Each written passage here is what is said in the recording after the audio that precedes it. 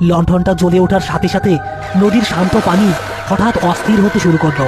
বাতাসের বেগ বেড়ে গেল, আর কুয়াশার ভেতর থেকে নারী কণ্ঠের গুনগুন কান্নার সুর বেশি আসতে শুরু করলো। না ওস্তাদ, আমি ভালাবো না। সারা জীবন মাছ মাইরা কি করলাম? এইটা আমার কপাল খুলবো। আপনার বয়স হইছে তাই ভয় পান। হঠাৎ লণ্ঠনের লাল আলোটা তীব্র হতে শুরু করলো। নৌকার চারপাশে পানির নিচ থেকে বুদবুদ উঠতে লাগলো, যেন পানি ফুটছে। মতি, তুই আমার কথা শোন, লোভে পড়িস না। ওই দেখ, কুয়াশার মধ্যে কি যেন দেখা যায়।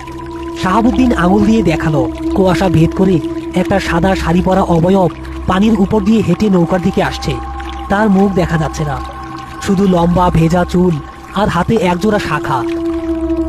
আমার লণ্ঠন, আমার লণ্ঠনটা কই? ফিরাই দে, আমার লণ্ঠনটা ফিরাই দে। কে কে কথা কয়? কাছে আসবি না কইলাম। আমার হাতে বইটা আছে কিন্তু। মতির বোকামি তাকে শেষ সীমানায় নিয়ে এসেছে। সে খেয়াল করেনি লণ্ঠনটা এখন আগুনের মতো গরম হতে শুরু করেছে, আর সেই ছায়ামূর্তি এখন নৌকার একদম কাছে, তার হাত নৌকার কিনারায়। নৌকাটা হঠাৎ একপাশে কাত হয়ে গেল। মনে হলো পানির নিচ থেকে কেউ নৌকাটা ধরে কাঁপাচ্ছে। মতি, লণ্ঠন ফালা, নইলে নইলে আমরা জ্যান্ত কবর হয়ে যাবো আজকা পানিতে। আহ উস্তাদ, উস্তাদ, আমি আমি লণ্ঠন ফালাইতে পারতাছি না। আমার হাত পুইরা যাইতাছে। উস্তাদ বাঁচান, বাঁচান উস্তাদ। নৌকাটা প্রচন্ড ভাবে দুলছে।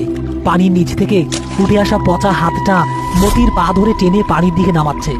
মতি অর্ধেক শরীরে নৌকার বাইরে জ্বলে আছে। তার ডান হাতের সেই লণ্ঠনটা এখন দাও দাও করে জ্বলছে, কিন্তু আগুনটা লাল রঙের। উস্তাদ, উস্তাদ, আমার পা ভাঙা যাইতেছে, আমার টানতাছে। আল্লাহ রে ডাক মতি, জোরে জোরে ডাক। শয়তানের সাথে গায়ের জোরে পারবি না। শাহাবুদ্দিন প্রাণপণে চেষ্টা করছে, কিন্তু অদৃশ্য শক্তিটা অস্বাভাবিক শক্তিশালী। হঠাৎ নৌকার একপাশে পানি ফুরে সেই সাদা শাড়ি পরা জলপিশাচিনী ভেসে উঠল। তার মুখটা এবার স্পষ্ট দেখা যাচ্ছে, বড় বড় গর্তের মতো চোখ, চামড়া খসে পড়া মুখমণ্ডল, আর সেখান থেকে বের হচ্ছে ঘোলাটে পানি।